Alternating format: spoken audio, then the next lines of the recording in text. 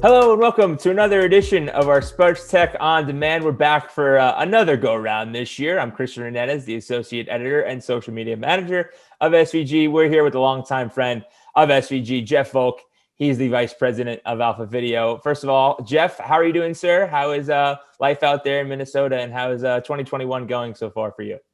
We are doing well. Business is good. Spring has sprung here in Minnesota. Opening day has come, except not quite for the Twins. That's here in a couple of days, the home opener that everyone's looking forward to, with some fans in the stands, which is another thing that everyone, I think, is pretty excited about. So given where we were when we sat down a year ago, I think things are infinitely better. Exactly. We spoke April 2nd, 2020, so a little bit over a year, but let's talk about things that Alpha Video has been up to recently. You had a massive year out in Vegas with Intermountain. Let me get that name right. Intermountain Healthcare Performance Center, which is the training facility for the Las Vegas Raiders. Also with Allegiant Stadium, a lot of things going on in Vegas. How is that? How is an update on those two projects, and what other projects are either down the line or have been done since we last spoke last year? So both of those projects wrapped up fabulously. The Raiders and the Allegiant Stadium folks were awesome to work with.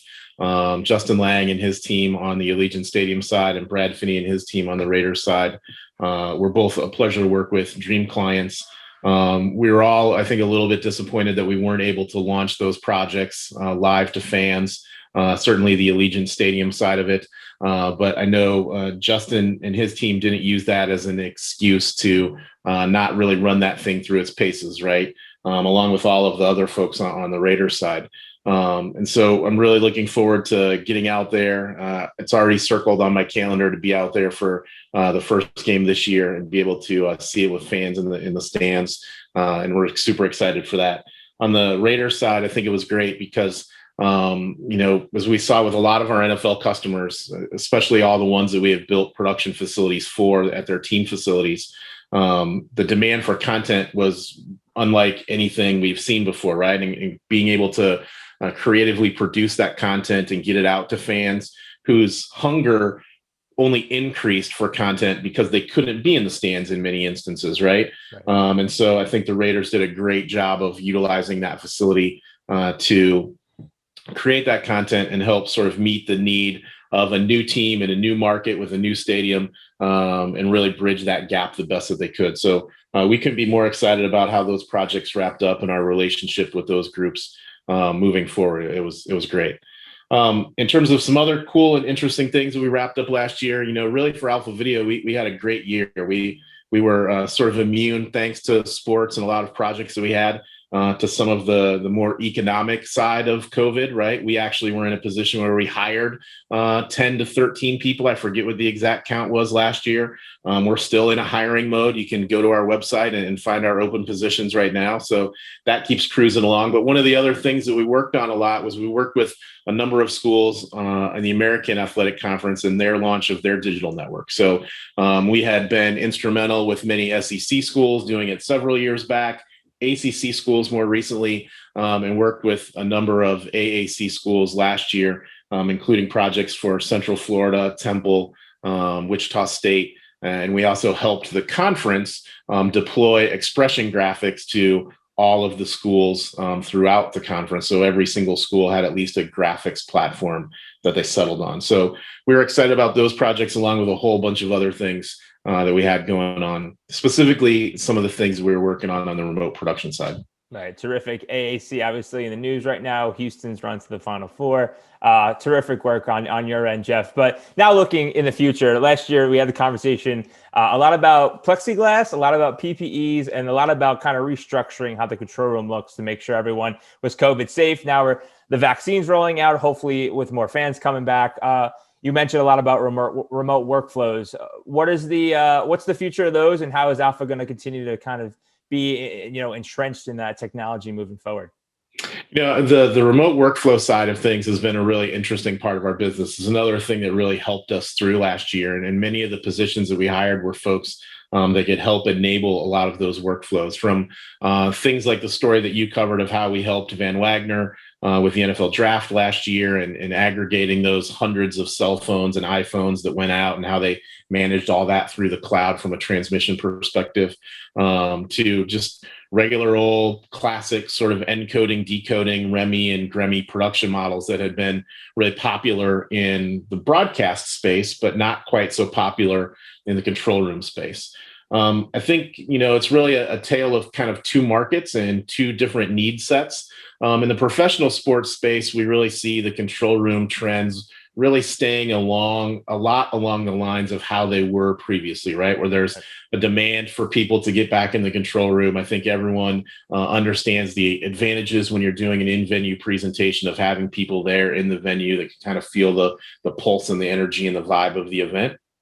And so I think in that instance, it's a lot of remote contribution. How can we do things on non-game day, right? Use remote production technologies to enable remote editing or things that we do when we're not in the stadium on game day. But in the college space, because so many of our college customers have not just gotten into the video board business, but have also gotten into the television production business, whether that's an online stream for folks like the AAC, or whether that's campus-based linear productions with our ACC and SEC partners.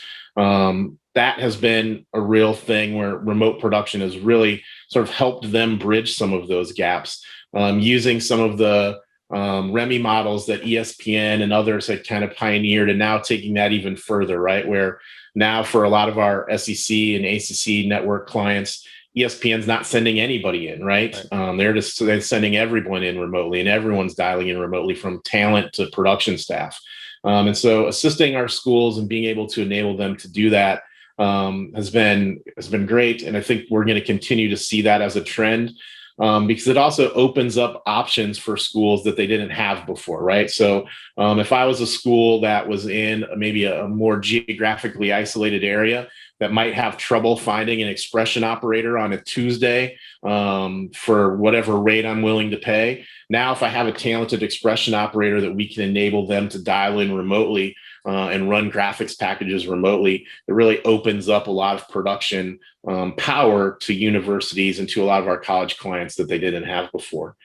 It also helps us solve some non-traditional problems, right? So you're a Philly guy, you have some Philly connections.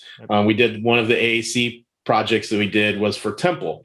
And so, Temple is a very urban campus environment, right? And so when we build a control room, we typically connect all of those control rooms via fiber backs from remote venues so we can enable television production. In the middle of Philadelphia, that's not necessarily an easy thing to do. Right. And so Temple had a facility that was, let's call it 8 blocks to a mile away, that there was just no opportunity to get fiber optic cabling between the control room in the Liacouras Center and the facility, which is soccer and lacrosse. So we were able to use those same remote production technologies that we use to help power the NFL draft to allow us to connect over the campus internet over some dedicated VLANs and transport those camera signals, return video, program video, comms, audio back and forth, and really enable them to produce events out of a facility that otherwise they may not have been able to easily, simply because we couldn't get a fiber connection that was dedicated back to their building. So we really see remote production, hybrid models of really on-premise production based with remote production is really being the future, specifically in the college sports market. Right. Remote production technology has its cost-effective nature to it, but we don't see it going anywhere anytime soon. But Jeff, appreciate you taking the time, my friend. Hope to see you soon in person. Finally, we're going down the home stretch, hopefully, and appreciate you taking the time and stay safe, man. Absolutely. Appreciate the time. Always.